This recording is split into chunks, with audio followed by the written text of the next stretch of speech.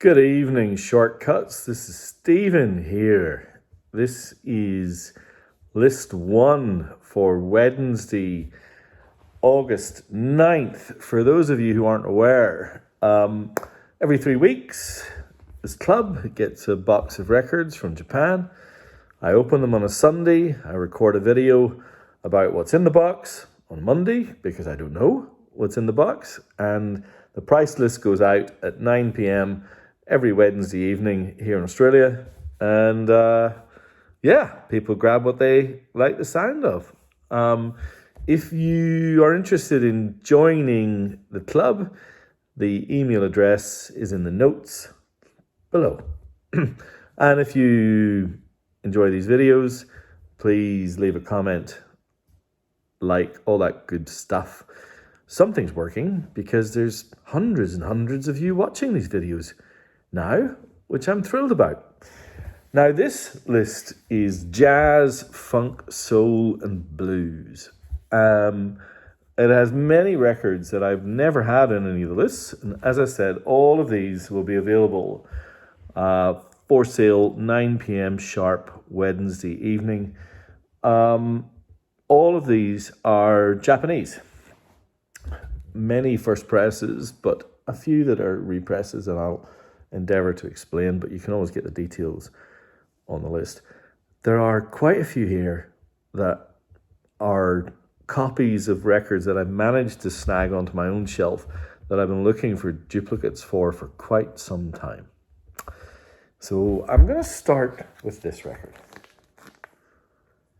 Page 1, Joe Henderson. Joe Henderson, saxophonist. This record was his debut album as a band leader, released in 1963.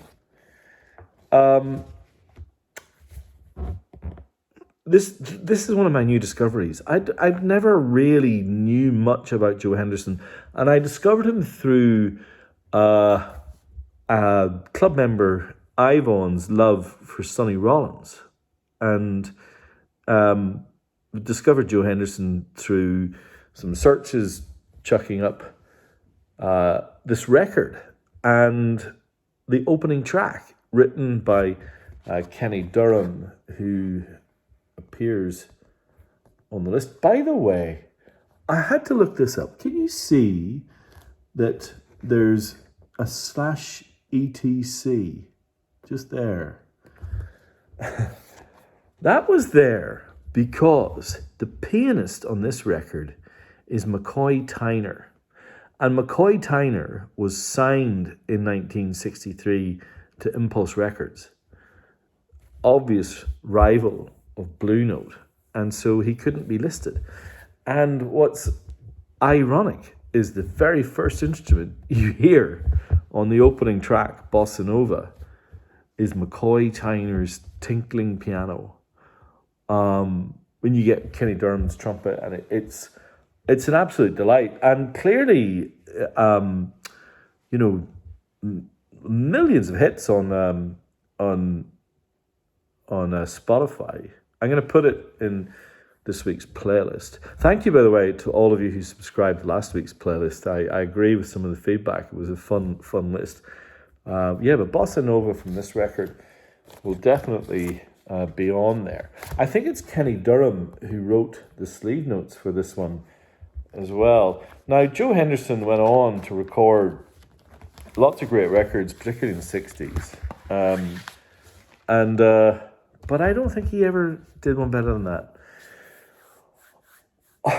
I've been looking forward to talking about this one. I debated where to lead off, because I do like to choose a record as the lead off for these discussions.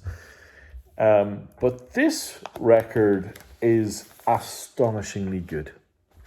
And it has an awful name, but deliberately so. Parliaments. Let me get this right. Funkadelic versus the Placebo Syndrome. Loosely, a concept album that I cannot make sense of.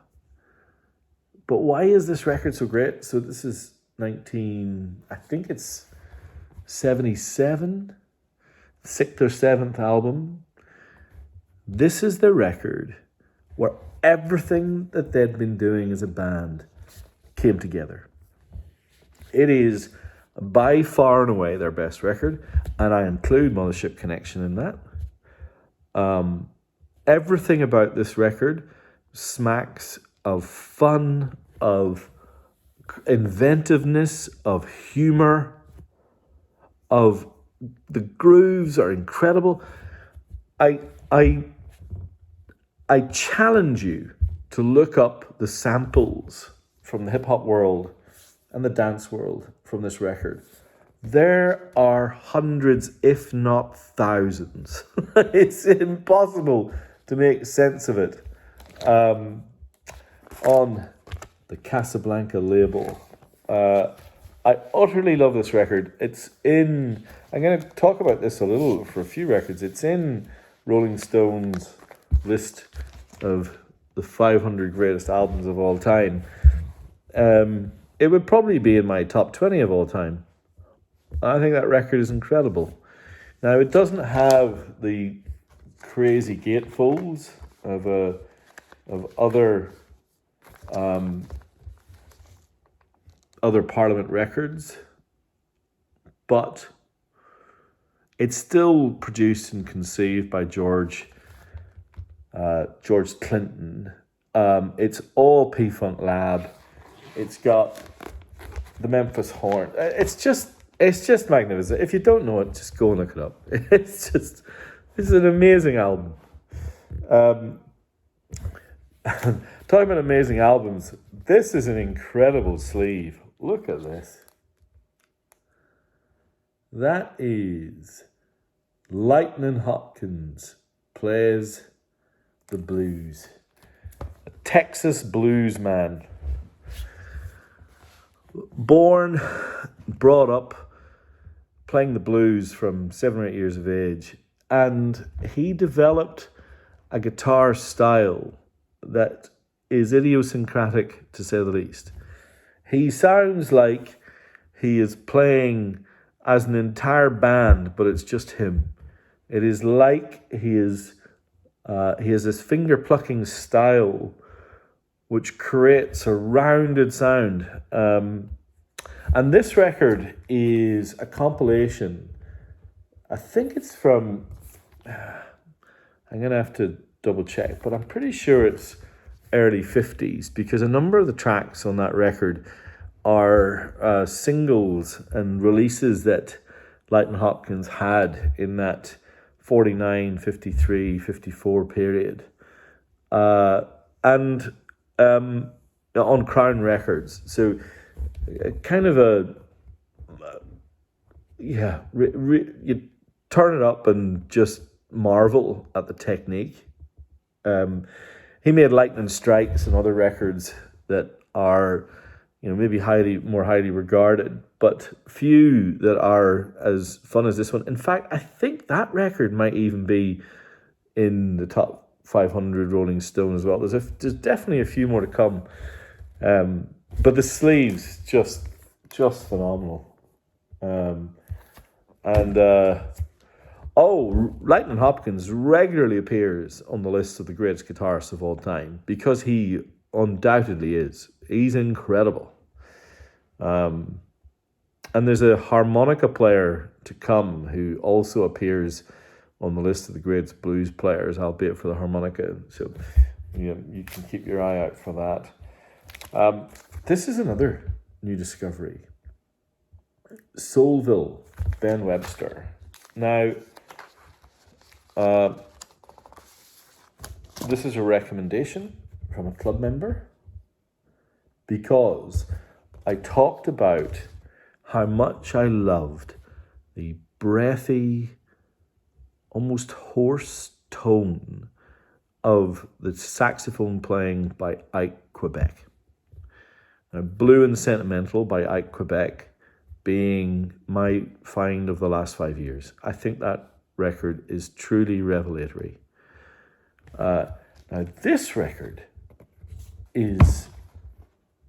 features a saxophonist in Ben Webster who plays with that same throaty style, albeit much earlier than, well, maybe not much earlier, but definitely earlier than Ike Quebec. So I found this record and listened to it and loved it, and immediately put a request into the guys in Shibuya to send me another copy. Now, for those of you who remember, do you see that? The Swing Journal seal of approval. The Swing Journal was the Japanese magazine focused on jazz and blues through the 50s, 60s, 70s, and they produced and would tag or effectively put a seal on the records that they considered were part of the jazz and blues canon, and that record is one of them. And it's beautiful. He plays ballads in a way that I'm sure Ike Quebec was a fan. I have to think that he was. Anyway, I love it. Here's another classic. This also appears on the 500 albums of all time, as best albums of all time, as compiled by Rolling Stone magazine. Probably the ultimate jazz fusion crossover record. Interestingly, in doing a bit of research, I discovered that Watermelon Man was on Herbie Hancock's debut Blue Note record, which I think is called Taken Off, which will actually be in next week's list. A little sneak preview. Anyway, it's a classic. And so is this. This also appears in Rolling Stone's Top 500 Albums of All Time. This is Bo Diddley's debut record. Bo Diddley, now, second track, I'm a Man. I'm a Man. The riff to I'm a Man has been lifted by just about every major blues guitar player there ever was. It is Hoochie Coochie Man. It is, when you hear it, you go, oh, it's that. Oh, and it's that. And it's that. The great thing about this record is it is like the perfect mix of electric blues and the coolest rock and roll. So you get songs like Before You Accuse Me, Hush Your Mouth, and the final song on the album, Pretty Thing, which I really, really like. This is another debut album. We've had a couple of debut records. The Ben Webster is also a debut.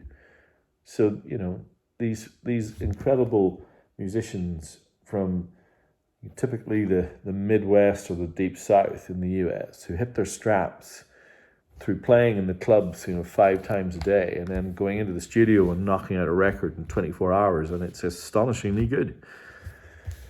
This is also in the 500 best records of all time, according to Rolling Stone magazine. I apologize for the glare. This is the best of Little Walter. Now, Little Walter was also a pianist, but he predominantly played harmonica.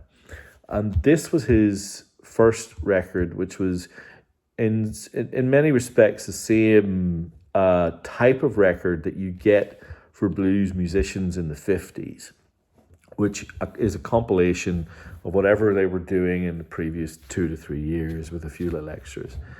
And now this record is dirty and groovy and loud in places with an astonishing harmonica tone. He became renowned for his harmonica playing, and sometimes there is nothing like a bluesy harmonica riff. It just gets you. He's a really interesting guy. A lot of his later records, maybe not as killer as this one, in that every song on this one you want to play it again as soon as you've played it. Another record that's on my shelf. Another record I love very much. And I think this is the final of the run of records that are in Rolling Stone's top 500 of all time. Bob Marley and the Wailers, Survival. I I'm going to do a video soon of my 5 favorite reggae and maybe roots dub records of all time. And much as I love Bob Marley, I'm not sure a Bob Marley record will make the cut. Maybe Rastaman Vibration or maybe Natty Dread. I'm going to have to think hard. But Survival is right up there. Why is Survival so interesting? It is truly a political polemic. He is singing about the rights of his fellow travelers in a way, in a type of anger that was completely missing from his previous record, which was Kaya, Kaya, which I've had on this before. Kaya being a really mellow and beautiful kind of almost like a soul reggae record, and it copped a bit of heat. You know, some of the activists and some of loyalists to Bob and the Wailers, I give him a hard time, and this is the record he came back with. Now, fun fact: the sleeve is 48 nations. There's about, as I was looking at that sleeve, because I love flags, there's about 15 or so that are flags of countries that no longer exist or have changed name or have changed their flag, including, obscurities like Burkina Faso. But I found one country in the 48 that is not African, and it is this one here. That is Papua New Guinea. Now, why that made the cut, I'm not sure. And I think that Bob was making the point that these 48 countries represent where men and women and children were plucked into slavery. So it's a somber point, but a very striking and cool sleeve. Gosh, I've still got quite a few to go to, and I'm rambling on, my apologies. I have a really interesting little record here. It's a 10-inch. I can't find it on Discogs. I don't think it exists. On Bethlehem Records. And you can't quite see, but this actually is the debut album by Terry Pollard. Now, Terry Pollard in the mid-50s, she was a pianist, keyboardist, and she recorded this debut record. It was really well received in her area. She got, there's a couple of magazines in the US at the time in the mid-50s that called her out as, the up-and-coming new talent. And she did make a series of records into the 60s. But that record is really highly regarded, and it's a really beautiful thing. And this is a record we've focused on before, but not like this. This is a Japanese repress of Waltz for Debbie by the Bill Evans Trio, where they completely rethought the concept of the sleeve. So you've got this amazing image. Since it's a live album, I think this is highly appropriate, of Bill Evans at his piano, bowing down either in awe of maybe other musicians around him, or maybe soaking in the applause. But this repress is just a beautiful thing. Hard cardboard, gatefold, My Foolish Heart, Waltz for Debbie, Detour Ahead, My Romance, Some of the Time, and my favourite, Milestones. And the record is on the Riverside label, but in a quite unusual label. So the folks in Shibuya wrote me some notes on this one and said that this is, in their opinion, the best sounding pressing of this record that there has ever been. And so there may be someone out there who might want to test that. All right, we get 4 records to go. Another pivotal jazz record in many respects. Look at the glare on this, but you can see what that is. That is Nefertiti, Miles Davis. The last record in a run of records by what is euphemistically described as Miles Davis's second great quintet. And that second great quintet, obviously Miles, Wayne Shorter, Herbie Hancock, Ron Carter, and Tony Williams. Most of the songs on this record written by Herbie Hancock, Ted Macero doing the production. This was the last acoustic record that Miles made for quite some time. It gets 5 out of 5 stars everywhere. It's still in the shrink wrap. It's an absolutely glorious copy of maybe an underappreciated, but still rather brilliant Miles Davis record. Okay, 3 to go. I'll try to be quick. So this is Al Green. Green is Blues. Love that name. Green is Blues was the first record that Al Green made, I think it's in 1969, with Willie Mitchell and the High Records in-studio band, and began a run of records that literally propelled Al Green into Southern Soul's star superstardom. And the blueprint is there from the start. He's an incredible vocalist, but he's understated and subtle. He does not oversing. In fact, he will almost restrain himself to the point where you wonder, is this the right thing for this song? But it invariably is. And Willie Mitchell has such a light touch as a producer. They're magic together. And that run of records, Let's Stay Together, Call Me, all the way through to, his gospel, or his religious conversion period, are the best. And I don't think that there's ever been a soul vocalist that's been as brilliant as Al Green over a period of time.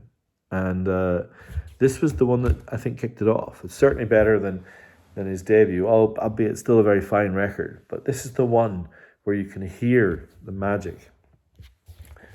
We've been talking about compilations. So this is a really lovely compilation. Again, I can't find it on Discogs. But this is a Japanese repress of a 1966 compilation.